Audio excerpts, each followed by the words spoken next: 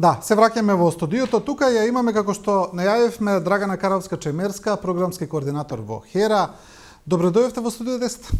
Добро ве најдов, благодарам на поканата. Ве повикавме за една кампања која сега спроведувате, која е во рамка на вашите пошироки активности како организација. Тоа е кампањата во ИС Ритам, кампања за подигање на јавната свест за родова еднаквост кај младите.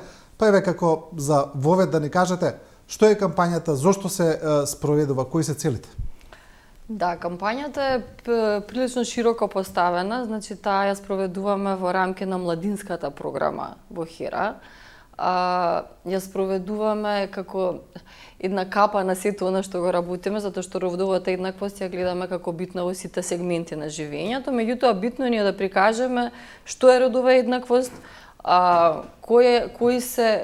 како тоа се рефлектира во секојдневното живење, што се случува кога има, што се случува кога нема, да повикаме на една обединетост, бидејќи таа родова еднаквост ги обединува сите за заедно да напредуваат, да создадат услови за искористување на потенцијалот на секој еден во ова општество и да одиме напред. Да, добро. Пред да продолжиме со разговорот, за да видат гледачите отприлика за што се работи, имаме едно од видеата кои се дел од вашата кампања. Да го видиме тоа, па ќе продолжиме со разговорот. Може. Здраво, јас сум Кирил Тројачанец, психолог, а денес ќе разгледаме неколку предизвици и тврдења со кои што најчесто се соочуваат тинеџерите и ќе видиме неколку тврдења кои што се врзани за истите, кои што можеби се точни или неточни. Здраво, јас сум Јасмина. А јас сум Јана.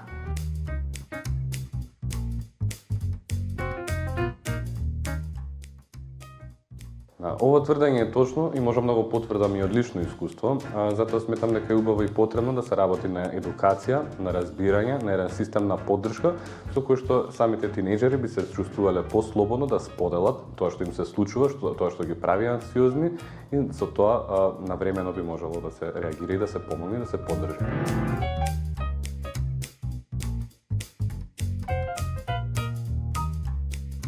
Ова тврдење е неточно, бидејќи најчесто тинеџерите знаат да се обратат на своите врсници, бидејќи имаат слични искуства, на слична возраст.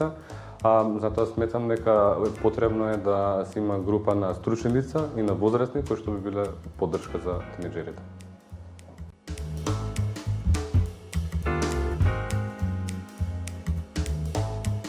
Ова тврдење е точно, булингот влијае на тие кои што се и директно и индиректно вклучени во истиот.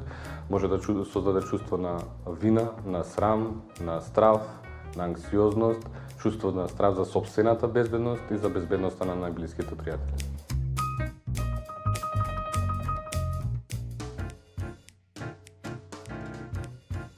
Неточно, свеста и идентитетот за сопственото тело се гради веќе од 10-та до 12-та година.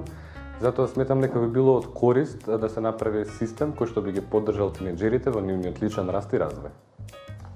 Верувам дека денес добивме малку поинаква слика за работи кои што не толку често се комуницираат и дека би можеле да бидеме по-отворени кон разбирање на потребите, чувствата и предизвиците на сите околу нас.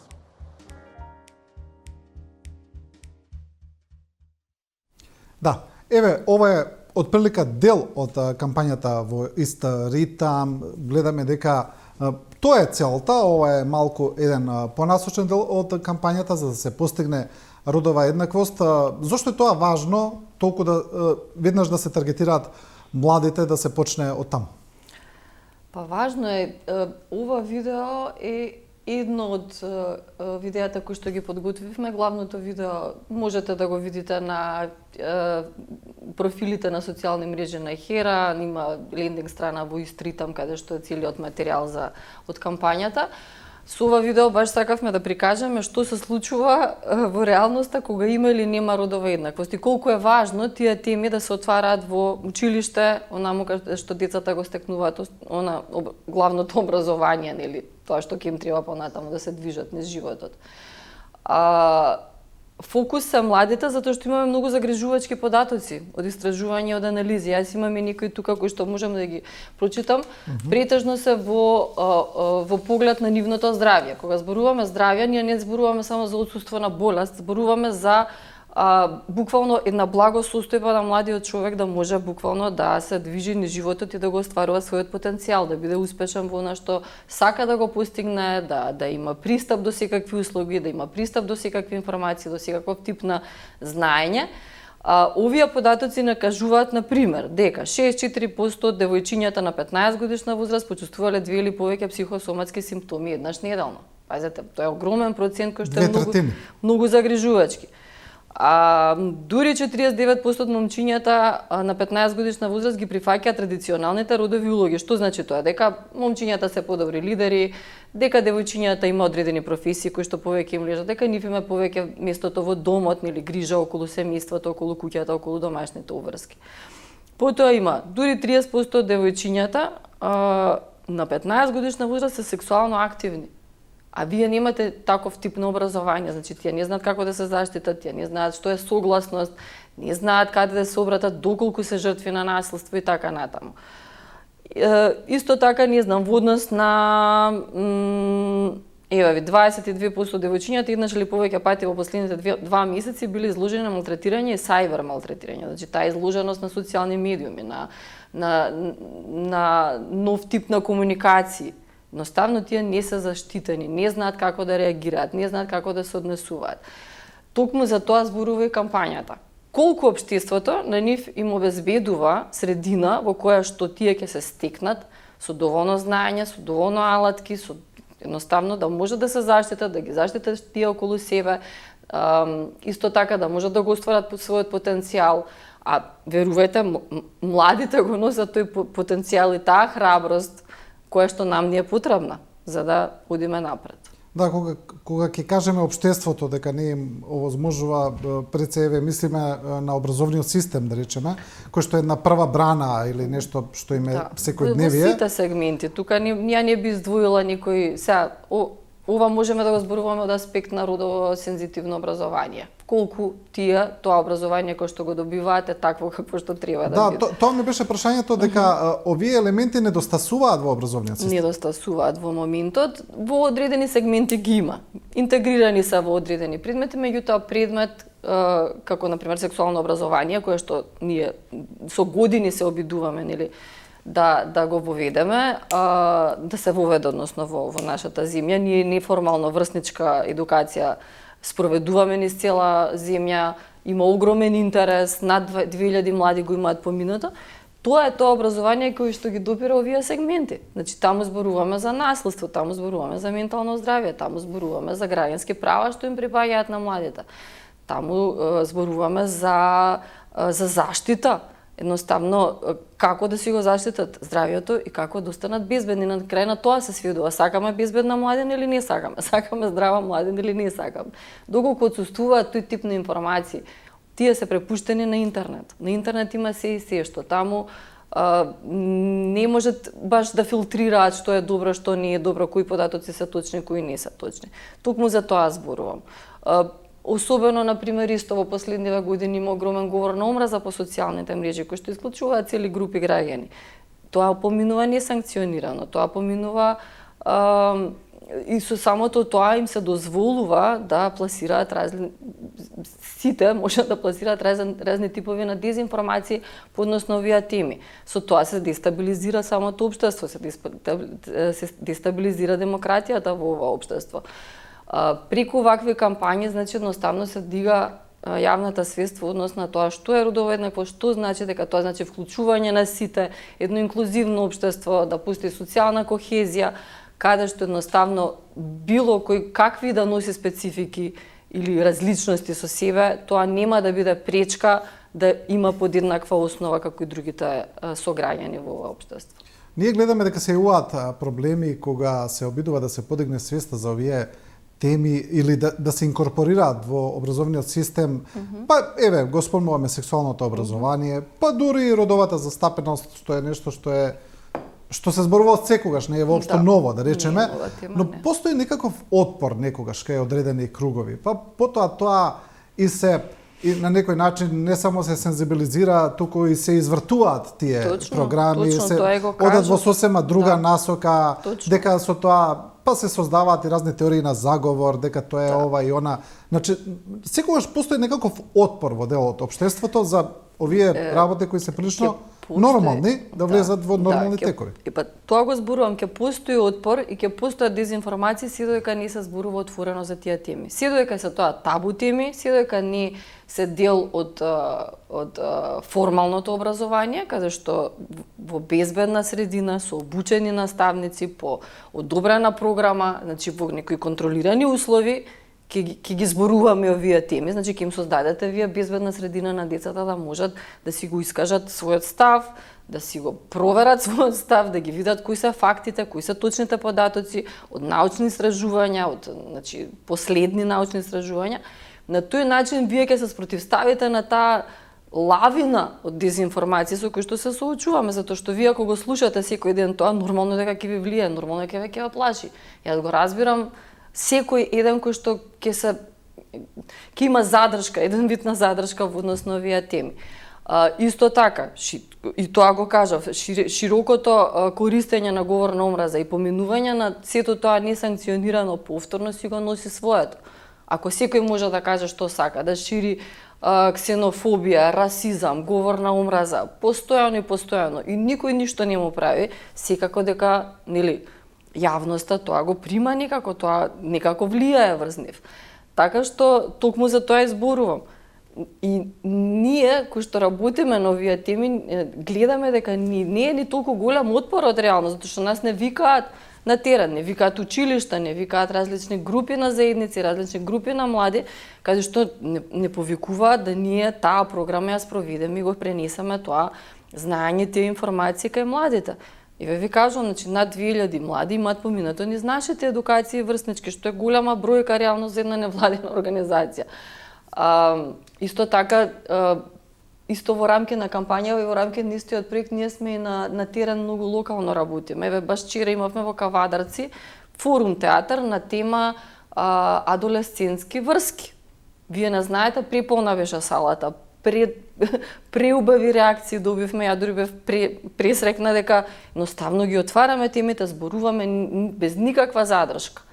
Така што тој отпор да постои, меѓутоа мислам дека и кога станува збор, кога се коментира за тоа, дека се преувеличуваат малце работите, дека напротив нам ни доаѓаат и родители, и наставници, и професионалци кои ни викаат дајте да направиме нешто на терен, на децава стварно им се потребни тие знаења, тие информации. Никогаш еве јас сум мајка на 2 деца, тинеџер и помало 8 годишно девојче, јас ова го работам 20 години и јас се наоѓам често во ситуација каде што не знам што да одговорам.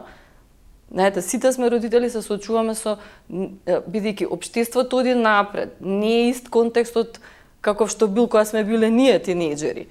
Секако дека е потребна таа помош од професионалци кои што нормално своите наоди, своите програми ги заснуваат на сознанија и препораки од Светска здравствена организација, од организација од тој калибар кои што ни подразно не се дозволуваат да даваат некакви паушални програми по кои што ќе се спроведуваат оваков тип на обуки или образование или формално или неформално образование, како сака. Да, еве ја спомнавте трибината во Кавадарци, можете ли да ни кажете конкретно како се спроведува проектот?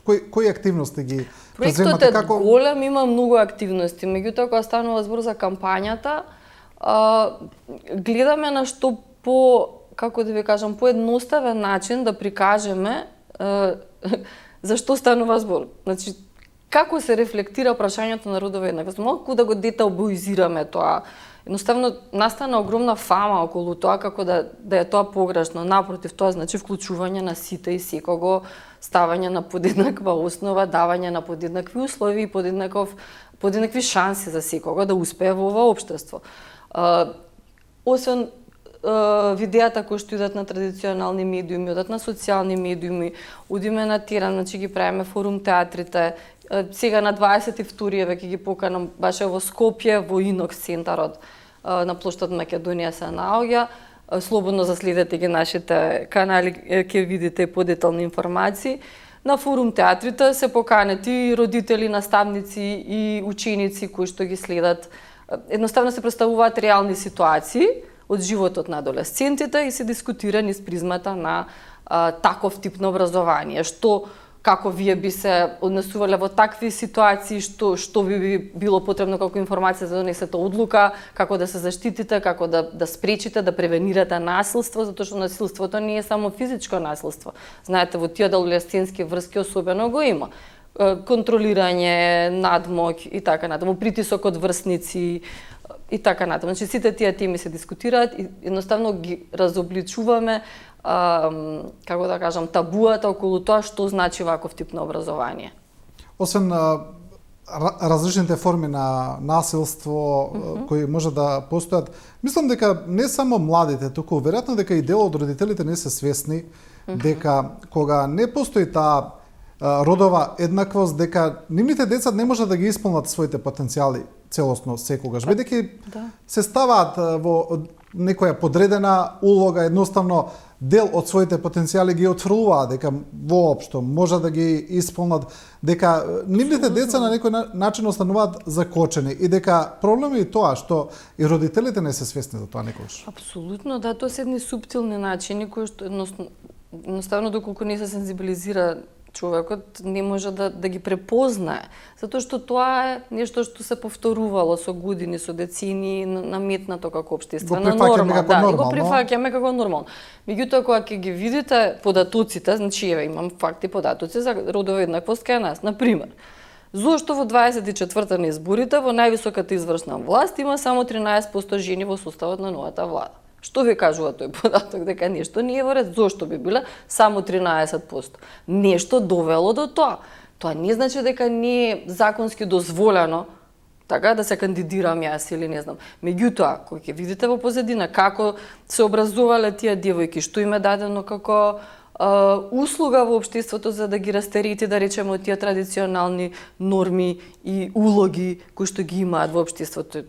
Ја не викам дека традицијата е лоша, напротив, супер е традицијата, меѓутоа сите тие како да кажам, ограничувачки фактори треба да се коригираат некако со некакви програми, политики, мерки, за да на крај бидеме сите на иста појдовна основа. Секој девојче да може да избере професија каква што сака, да може да се образува како што сака, да може да гради кариера каква што сака, задржувајќи ги доколку е нејзин избор, еве и традиционалните родови улоги ако сакате, така. Никој не вика дека не треба да продолжиме со тоа, меѓутоа покрај тоа може да се направи цел систем поддржувачки кои што повторно ќе ги стават на исто рамниште со мажите, така? Или не знам, жени од различни категории, имате рурални жени. Руралните жени сигурно не се во иста позиција како жените кои што живеат во главниот град. Ќе се сложите со мене, значи тоа едноставно не се исти условите во кои што живеат. Ја спомнавте политиката на некој начин, владиниот состав, политиката кај нас се уште се доживува како машка работа, ми се чини. Дека тоа некако веројатно дека дел од луѓето мисла дека тоа е едноставно така, дека мажите треба да владеат, да речеме, они да носат закони, они да одлучуваат, некако кога ќе видат жена иако сега имаме жена председателка за прв пат, мора да кажеме, веројатно е тоа еден добар напредок во таа насока, но повеќе исклучок отколку правил. Точно, и тоа ви го кажувам, за да жените влезат во политиката, дефинитивно е потребна поддржувачка средина за такво нешто. Значи, и обично во општества во кој што е ваква ситуацијата, се носат оние закони. Например, кај нас постои закон кој што кажува колкав процент на жени треба да бидат во законодавниот дом. Меѓутоа, тоа е само на ниво на законодавната власт. Го немате во извршната власт, го немате во судската власт, иако кај судиите е малце поинаку. Затоа треба да се дига свеста односно овие прашања, да се носат различни. И проблем е што се обесхрабруваат тогаш жените или девојчињата воопшто да тргнат во таа насока.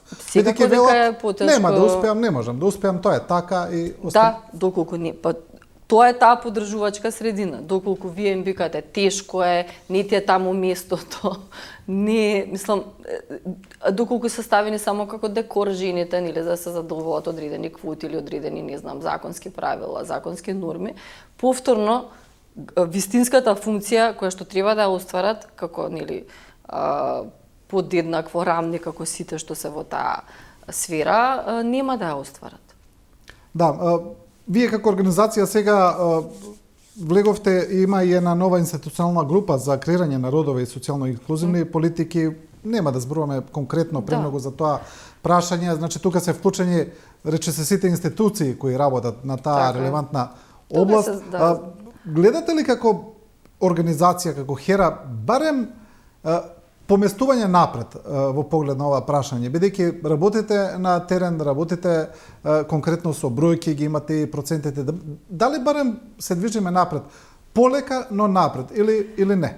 Јас мислам дека се движиме напред, меѓутоа ја би рекла дека се циклуси во прашање. Многу често се случува да направиме некаков напредок, па да има некаков регрес. И сето тоа, знаете, не е само да ги донесете вие законите или политиките. Ништо не сте направиле доколку тоа не се имплементира. Доколку не ги изградите капацитетите на институциите кои што треба да ги спроведат тие закони. Вие ќе го донесете совршен закон, прекрасно напишан, се е внатре регулирано. Во реалноста не се остварува затоа што едноставно системот не е подготвен да тоа го спроведе. Тука веќе се влегува нели со обуки, со сензибилизација, со принесување на пракса од успешни примери, нели дали е тоа во регионот, дали е тоа пошироко. Така што да, има напредок секако, мислам, имаше особено голем напредок пред, не знам, колку години кога нагло се донесоа, се реформираа одредени закони, меѓутоа после видовме дека имплементацијата затајува. Во поглед на ова, значи од 2008 кај нас се прави како се вика проценка на тоа колку се родово сензитивни нашите политики, нашите закони. Она што сега ние пробуваме преку таа институционална група, каде што се секторите на образование, здравство, социјален или кои што ни се битни за да ги видиме колку се родово сензитивни политиките, законите, сето она што го носат како програми. Нам ни е тука многу важна таа алатка која што треба да се користи, да се види социјалното влијание. Значи како влијае на различни групи на граѓани. Се што се носи како закон, како политика, подзаконски акт, програма, како сакате, колку тоа, например, мерки за вработување, колку тие ги вклучуваат сите граѓани во општеството. И мажи и жени, меѓутоа и мажи и жени од различни контексти, од различни заедници, со различни специфики, дали се тоа со попреченост, дали се тоа рурални, дали се тоа од различни етникуми, дали се тоа од различни социјални некакви контексти, ме разбирате?